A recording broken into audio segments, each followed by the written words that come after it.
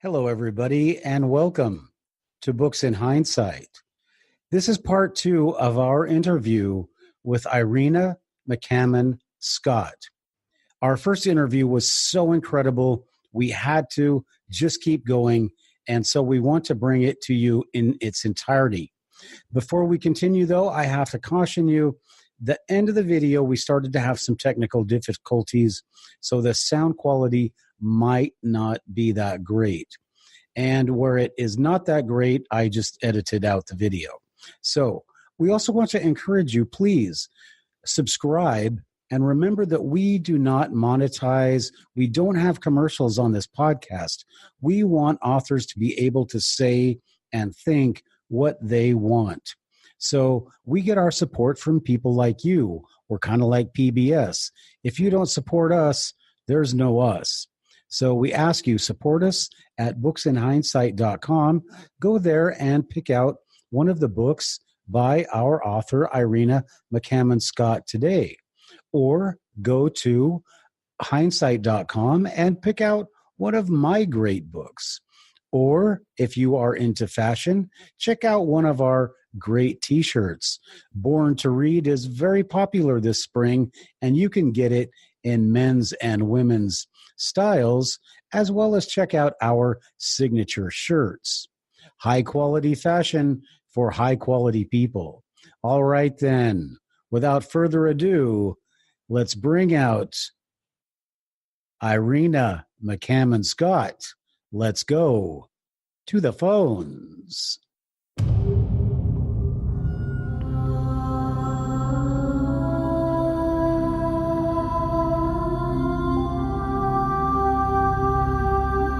Welcome to Books in Hindsight, the only podcast where hindsight is always 2020. And we explore the great books, works, and ideas of the century. Now, here's your host, teacher, and author, Matthew Hines.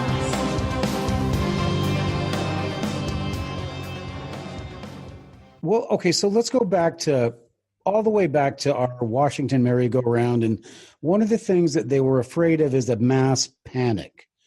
And do you think that there was an evolution of thinking within the government that if we tell everybody about it, the guys that, people just don't, it's not really going to affect people's lives. So if people are interested in it, we'll talk about it, sure.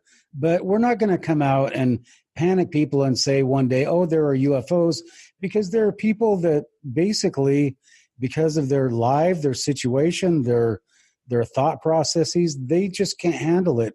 So do you think that there has actually been disclosure? It's just that the government can't come out and say it because they would have to admit, well, we lied to you for so many years, and they could maybe be sued for that. I don't know, because it would, if they came out and said UFOs exist, it's our official word and everything. For one thing, they would have to have some control over the UFOs, prove that they're right. I mean, have them land on the White House or something. But even if they did say yes, they did that, that would make a huge difference in a lot of social things. But on the other hand, if it was the truth, that's what people ought to know. All right. So, but again, it just goes back to that. That is a truth that maybe a lot of people, at least in the beginning, couldn't handle. I think if you came out now and said it, a lot of people would say, well, of course there is, or so what? So I think that there's been an evolution of slow dissemination through Hollywood and the media and all that. And I would argue that there has been dissemination because you're not in jail for talking about this. Nobody has you on a meme with a funny hat, aluminum foil hat on your head. And all these people like Greer and them, they're not being ridiculed. And they're basically being talked to by the mainstream media, Congress, and all that. So I personally think that this is all the disclosure you're ever going to see. The people who can handle it know the facts, and the people who can't handle it don't. Yeah, I don't think that's a good reason for not disclosing anything. I mean, well, let's go back, and I'm just gonna argue my point is that, if you look at the world today, there are people who want technology in order to do bad things. And why would you even admit there is this technology? Because there's agreements with governments and who's my friend and who's not my friend. And if you have this technology and you're not sharing it with me, you're not my friend. So I think that has a lot to do with it. Just the fact that this is a technology. I mean, could you imagine if we had like flying cars and you could zoom all over the world unchecked?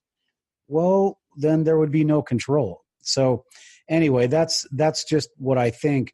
But my question is about UFO disclosure, because I want to talk about what they call the UFO movement. And you've had you've worked with a lot of the big shots in the UFO movement, correct? some. Let's say Corey Good. I don't know. There's a lot of things that I just don't know about, Okay. Well, so this is my question. What about the physicist Stanton Friedman? Do you know him? I've met him. Okay. All right. So these guys go around and they go to conferences and they write books. And the information since the 1980s and the Roswell disclosure, it really hasn't changed that much, has it? Well, like I said, if you wanted to really disclose something and prove it, you would have to have some kind of control over the UFOs. You would have to have them show people that they really existed. And if you can disclose all you want, and if you don't have a UFO land and invite people in, well, nobody's going to believe your disclosure. So, I mean, that's just my opinion. That you need a little more. But Irena, you admitted that you've seen evidence. You've seen a UFO on satellite photographs. So their argument is, where's the evidence? But you have the evidence. They show evidence on TV. They show gun camera footage now, and then of course, the research that these people have done. So it's not that there's no evidence. There's evidence, but they're still saying that there's no evidence. So anyway, I understand what you're saying. It's a control thing that you have to be able to replicate the experiment, but there are certain, things like, I don't know, like a extinct animal or something that suddenly shows up, or there's a sighting of it. Well, at least it's out there. So my thing about disclosure is that, first of all, I don't think that there's going to be any more ever. I think what you've seen until somebody shows up, I think this is all you're going to get. It's just, if you can handle it enough to investigate it and not freak out, then I think you're okay. But with that little theory in mind, do you think that you're studying UFO stuff and people in the UFO community, there's a movement now called, have you heard of the secret space program thing with the guy Corey, can't remember his name. You heard about the secret space program? Mm-hmm. And they had Tompkins. Have you heard about that? Yeah. Okay. And there's stuff going on in Antarctica. What is that guy's name? I'm gonna hit myself in the head. Anyway, but there's stuff going on in Antarctica. They're finding a flash frozen civilization. And is it just because there's just not, I've talked to people that seem to think this is just made up. And my question is, number one, is this a result of there's just no information? What do you think about that? Well, apparently there's a Mars colony. Have you heard that? Oh, okay. And all that goes right into the Antarctica flash frozen civilization and all that. So who's doing this? Is this the government who's playing the same old tricks, trying to muddy the water? And then they say, oh, and then so people go, oh, those UFO people, they're really crazy because they made this stuff up. You think that's part of this? Well, people, I'm not saying it's true. People will insist, that there's a Mars colony, and they send handicapped kids to this Mars colony, something called Mars Jump, where they, and anyway, one of my best friends from school has a daughter that's a geology professor, and she actually sometimes guides the Mars rover. And I'd say, if there's actually a Mars colony there, maybe she'd be going around saying, that there's a Mars colony. And so I just don't think there's too much evidence for some of those things. It could be, but. Yeah, exactly. So, I've interviewed Major Ed Dames on here. And do you have any opinion about the validity of remote viewing? You have any opinions about that? Well, it seems like they ought to be able to get some kind of scientific results. And they used to publish, that they would have a blind person here and somebody someplace else, and they'd pick up their thoughts and things. And they did a lot of experiments, and it sort of died out. And I don't know. It seems like you ought to be able to do some scientific research on that. And so I don't know. Yeah, well, I think that as far as I'm concerned, that they were good enough for the military, and they have had enough success that I kind of just listen to them if I have a question about things. And like Major Dames said, all this stuff about an Antarctic colony and things on Mars and stuff. He says it's just bunk. There's not. It's not true. And so I, with so much information floating around, I think that I always go with the remote viewers if I want to have a question answered about stuff. So all right, let's talk about your second book, and this is really. It's just as interesting as your Sacred Corridors. Your second book is called UFOs Today, 70 Years of UFO Cover-Up. And so basically, your book is about what we've been talking about now, but I want to go back to the original UFO sighting, Kenneth Arnold, and this guy named Dahl. Can you explain, did you research about what was going on in Tacoma when they had, these guys collected this basically slag from a UFO outside of Tacoma? Do you cover that in your second book? Yeah. This was the Muiry Island incident. And Kenneth Arnold, he was the first one that brought attention to the idea of UFOs as crafts or something.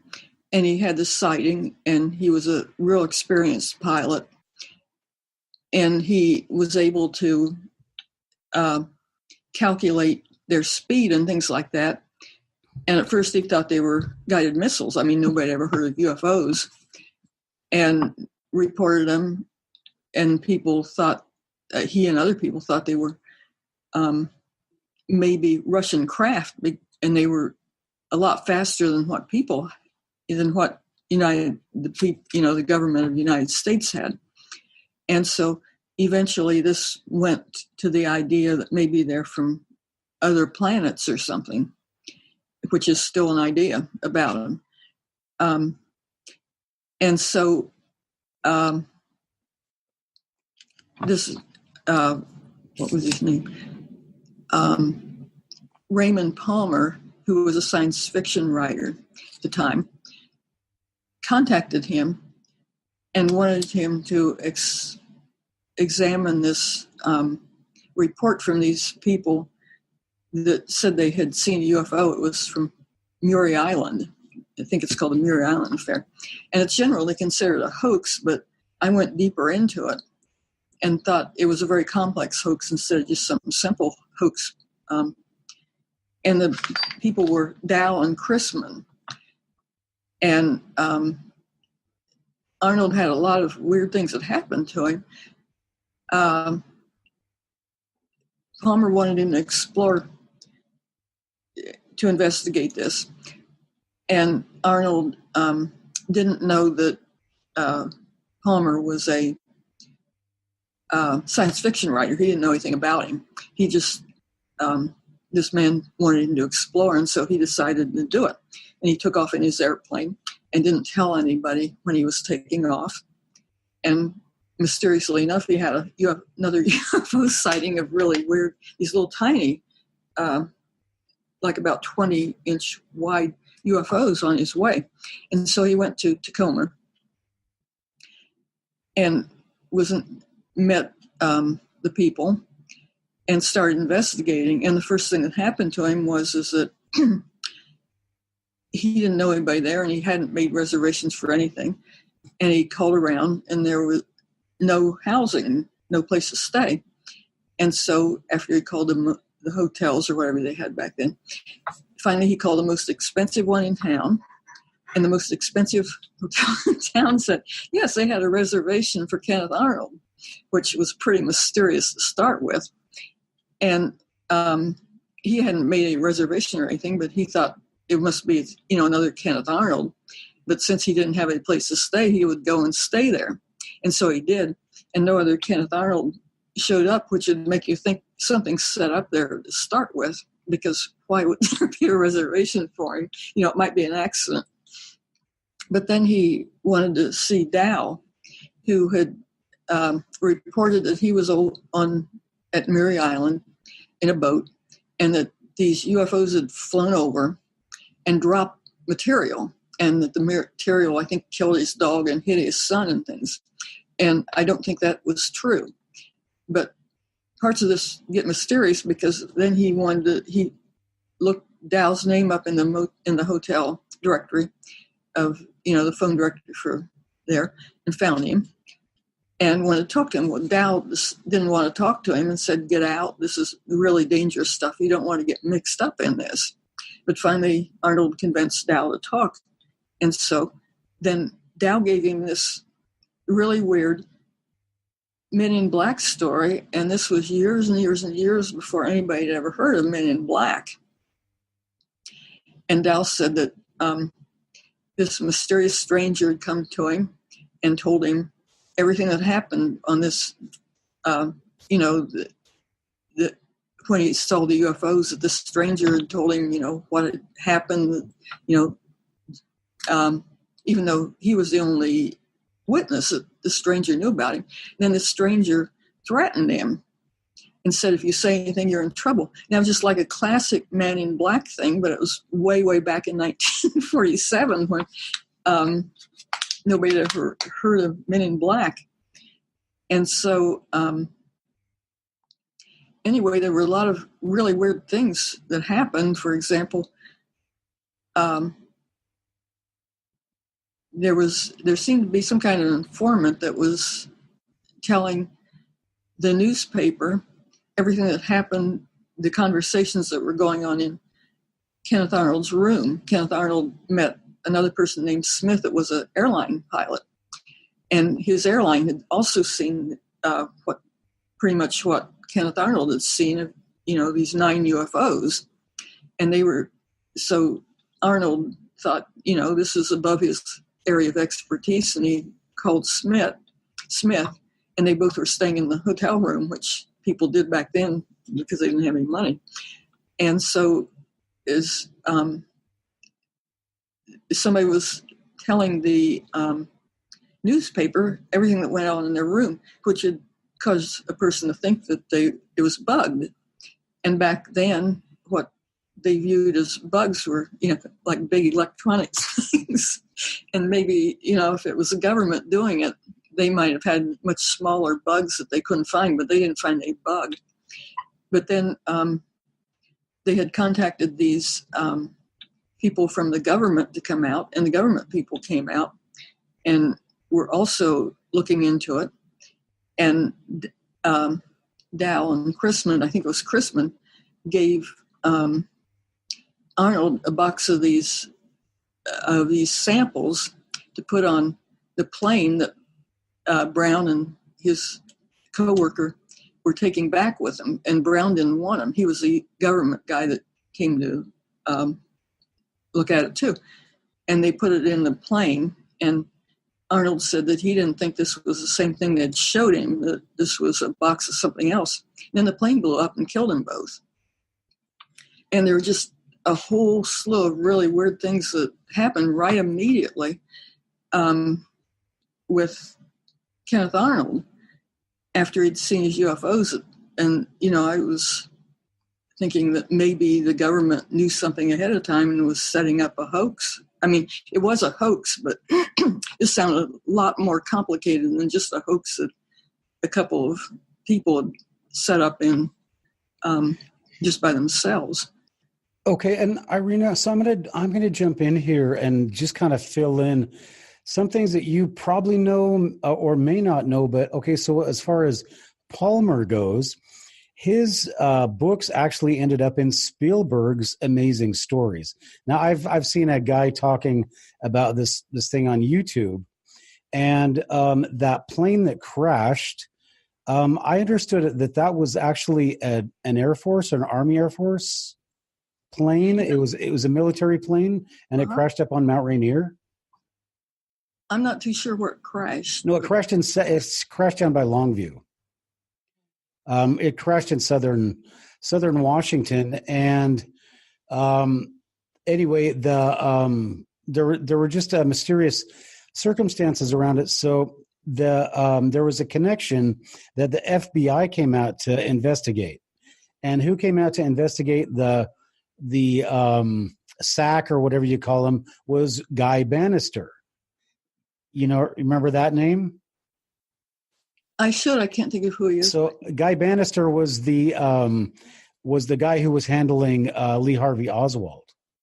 So when you get into that realm, you start to see a connection between Guy Bannister, David Ferrie, and the people that were involved in the Kennedy assassination. So that all goes off onto some weird tangent. These people started some church back in Washington, D.C. that was basically a sham church, but it attracted these kinds of people that were involved in this kind of like UFO and otherworldly stuff. So there was a lot of things that came out of that, and the connections that came out of that were so strange.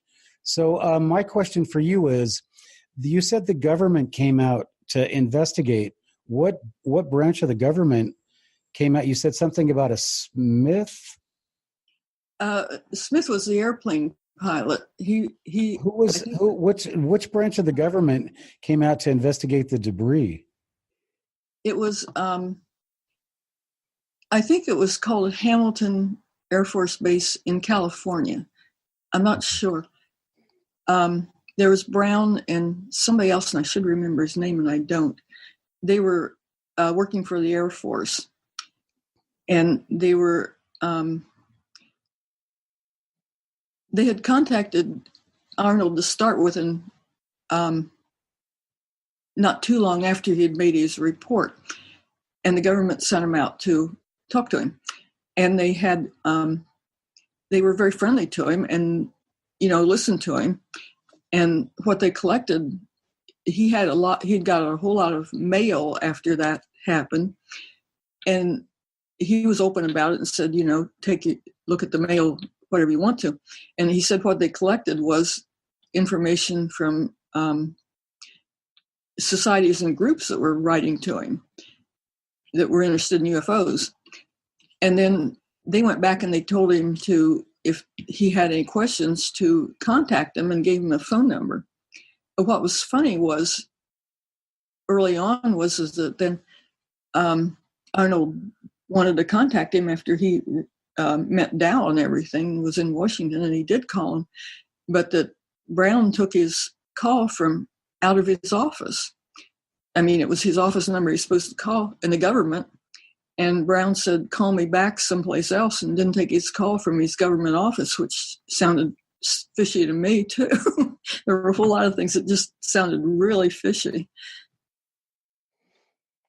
All right. Well, what did you come up with? What was your final conclusion about the? I guess it's called the Muir. I can never pronounce it right. Muiry Island incident. What was your conclusion about that? Well, my conclusion is that it's listed as a hoax, and I think it was a hoax, but it's presented as just being this small little hoax by Dow and Chrisman.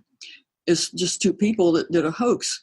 And it seemed to me like it was a much more involved hoax than just the simple thing it's presented as. That they seem to have more people involved, and bugs and crashed airplanes and everything else that made it seem a lot more complicated. So do you think it's just a question of they were trying to perpetuate this hoax? And what year was this? This is 49? 47. 46? 47. It was right. Yeah, because it had to have been after Roswell. So possibly the plane went down, and I guess if you didn't know where the plane went down, you couldn't answer this question. But I don't think they ever found the wreck or whatever, the slag, whatever evidence was on that plane. I think they went and they went through the wreckage, and I don't think they found it. So, what you're saying is plausible. Maybe that was just a way to get rid of the evidence, have it disappear in a plane crash, and then you have a legitimate UFO, encounter. But then the question is, why would they want to do it unless it's some kind of psychological operation to get people ready for this stuff? So who knows? Well, Arnold was a big person then, and it made you wonder if, he was like the Mr. UFO right then. And it made you wonder if maybe the government was doing something to make him look bad. Gee, you think they would do something like that? Yeah. Sarcasm intended. All right. So what's your book UFOs Today? What is we talked about that a little bit in our first hour, but what is has human consciousness changed as a result of these UFO encounters we're talking about? Yeah, I think it's changed a whole lot. I think probably the biggest change is the culture, because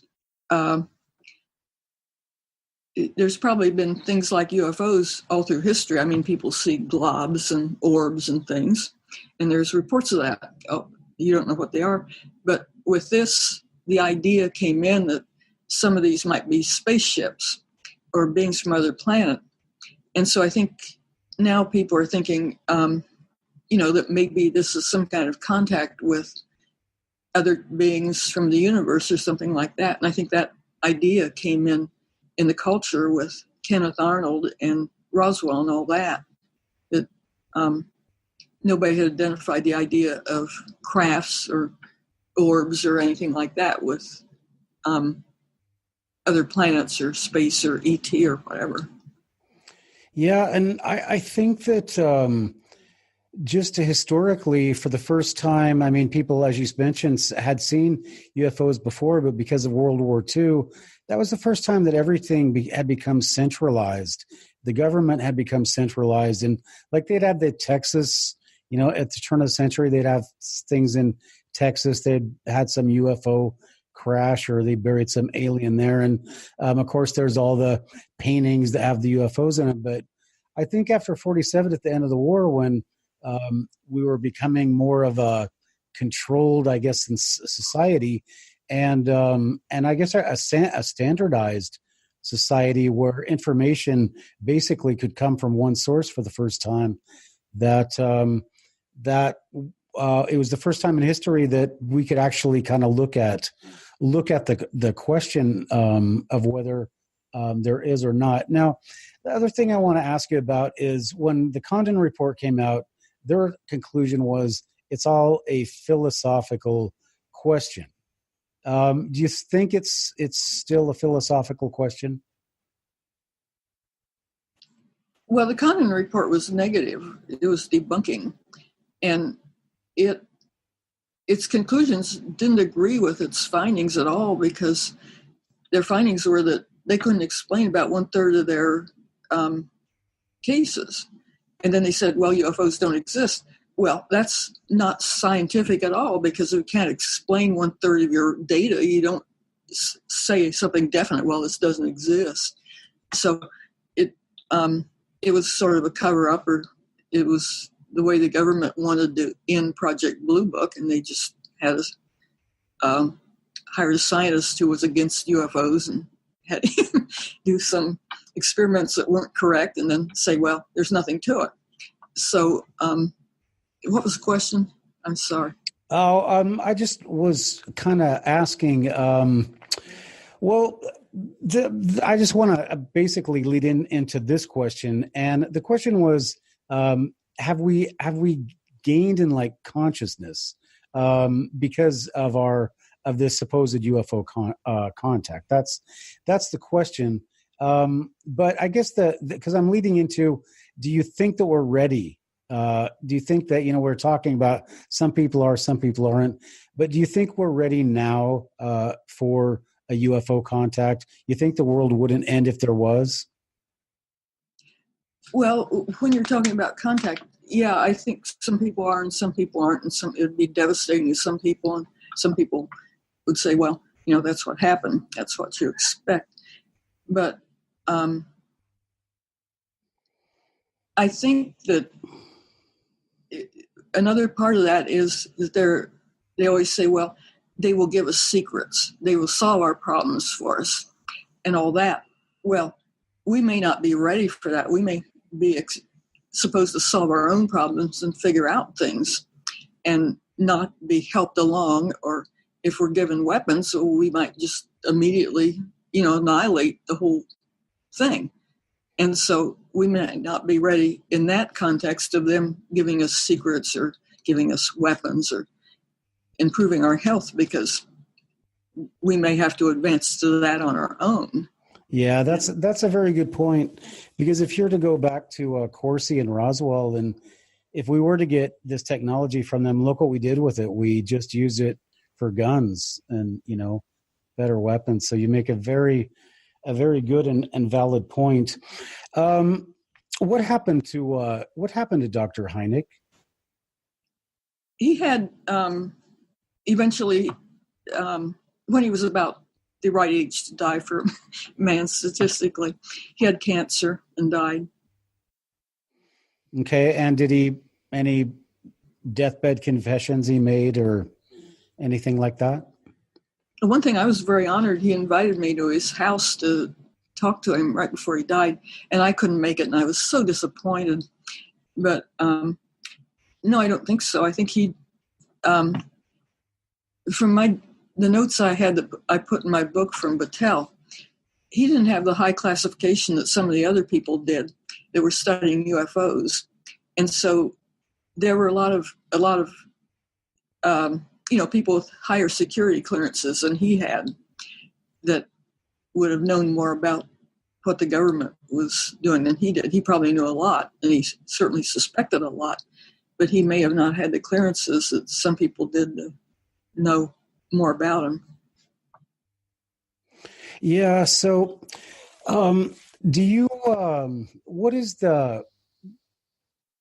in your dealings with people in the UFO community? Because you differentiate yourself by the fact that you're actually within the scientific community, and you're not on the outside looking in. You're on the inside writing about what you can write about on the inside. And so is there like any kind of, do you speak at these UFO conventions, I guess is my first question. I haven't, my first book came out in 2017. And so I haven't been, an author for that long, but I've had, yes. And I'm supposed to speak at the MUFON convention this year, which is an amazing honor to me. And I've spoke to some local conventions and things. Okay, and when is, can you tell our listeners when the convention is you'll be speaking at and where it is? I think it's July the 20th it starts. It's in California. Okay. And we were talking yesterday, you're working on another book? It's a surprise to me because 2 months ago somebody asked me, are you going to write any more? And I said no. And then some other things came up. And so I'm working on another one. Yeah, I'm starting on another one. I hope. Okay. And I'm sorry, where and when is this conference? It's in California. I'd have to look at the... okay, that's fine. So it's the MUFON conference for 2019. It's the MUFON Symposium. They have it every year. Okay. The main MUFON Symposium. Okay, well, they haven't asked me to speak yet, so I'm still waiting. I think I'll be waiting a long time. All right. Sorry. So, Irena, do you you're a scientist, right? Do you have any are you religious at all? Can I ask you that? Do you or has your I guess I don't want to say encounters, but have your experiences changed your outlook on the universe? Yeah. But my experiences started when I was a tiny kid, and they always say, has this changed you? Well, my experience started when I was so young, I didn't have any personality or characteristics or anything else. And so I don't know if it changed me or not. It's not like you were an adult and something happened and, so. So did you experience something that has to do with this topic or? Yeah. I'm an experiencer too, but I don't understand my experiences. So it's not like I'm saying that I know anything about it, but, since we were kids, my sister and I had some experiences and we didn't understand what was going on. And it was many years later before I even tied it into UFOs. But, one of the first ones was we were kind of poor when we were kids and we lived in a farm, an isolated farm. And my sister and I were sleeping in an upstairs room. And it was an attic room with walls that came together at the top with about 3 feet in between them and things. And she was about 4 and I was about 6. And we'd never heard of UFOs or anything even like that. We were just kids. And I woke up and this thing was flying around the room. And I had no idea what it was. And I wasn't terrified because I'd never heard of UFOs or anything. I wouldn't have thought it was anything like that anyway. But there was this little thing that looked like a piece of metal that was flying around the room. And it wasn't anything like a lightning bulb or like a lightning bug or anything. It was just flying, like taking a browsing motion up and down and across and back and forth. And it flew close to both of us. And I didn't know she was awake, but we were both watching it. And it kept flying around the room and it got close to us several times. And it was just, we both figured out that it wasn't anything normal because it seemed guided. I mean, if it went to toward a piece of furniture or a wall, it would turn. And so it seemed to know where it was going. And so it flew to the south end of the room. Look at your expression, like I'm crazy. But anyway, I had a witness though. But anyway, it flew up to the ceiling, but it didn't hit the ceiling. It turned at right angle. It was night, and it was a clear night too. And it flew to a chandelier in the room, and it was turned off, and it was dark. And it started circling the chandelier. It didn't feel like where the wall was or anything. It just seemed to know, and it started circling the chandelier. and then it just came down in a perfect spiral under it. And for some reason, my sister and I just became terrified and began to shriek. And we ran downstairs and to our parents, and they didn't believe us. And that was the first thing that happened. But and I didn't understand anything for a long time. But I had a lot of other reinforcement because for some reason a lot of my family remembered it too, besides my sister. And I had my sister there, and we weren't talking. I didn't know she was awake, but we both watched it and we both became terrified. So we both saw the same thing, even though we weren't influencing each other. And many years later, I read this thing by Jenny Randall's, a UK ufologist, and she talked about people that have bedroom visitations, that children sometimes see small UFOs, and then later they have other experiences. And then that sort of fit into what we saw, because then later we had other experiences too. And so we kind of fit into that profile. And so I don't understand anything about it, but we seem to fit into a profile of other people that have had similar things happen to them. But that we were both so young then that I wouldn't know if I had any effect on my personality or anything. Yeah. Okay. Well, that look I had was unfortunately, at this point of the interview, we began to get some kind of electromagnetic interference on my end of the computer that became so annoying it was not even possible to continue the interview. So there was about 5 minutes left where we talked about the subject of the third book that Dr. Irena Scott has put out, and that is about UFO abductees. So all these links will be in the descriptions, and they will, of course, be at booksinhindsight.com and on Dr. Scott's address at irenascott.com. Again, I apologize. I don't want to add to people's paranoia on this topic, but I will say this is the 42nd podcast that I've done. I have never come close to having anything like this happen. There was a lot of serious electromagnetic feedback, as if somebody was playing back my recording as I was speaking, and they were playing it back over my computer. So possibly the subject of our discussion had annoyed people, and they just decided to tell us, hey, it's time to end the discussion. Well, let's hope that's not the case, but you just never know when it comes to these topics.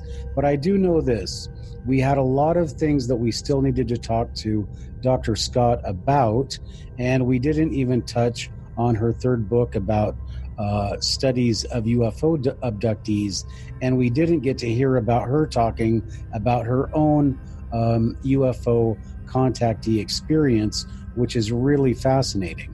So we'll bring back Dr. Scott as soon as we can, and we'll continue this discussion, and we will get into the topic of UFO contactees and abductees. And again, my apologies to everybody. My apologies to Dr. Irena Scott, and I hope we can get you back here as soon as possible. So, for Books in Hindsight, by myself, I guess I have to encourage everybody out there, you got to pick up Dr. Scott's books, first of all. And second of all you kids out there, all you adults, parents, everybody, please keep on reading.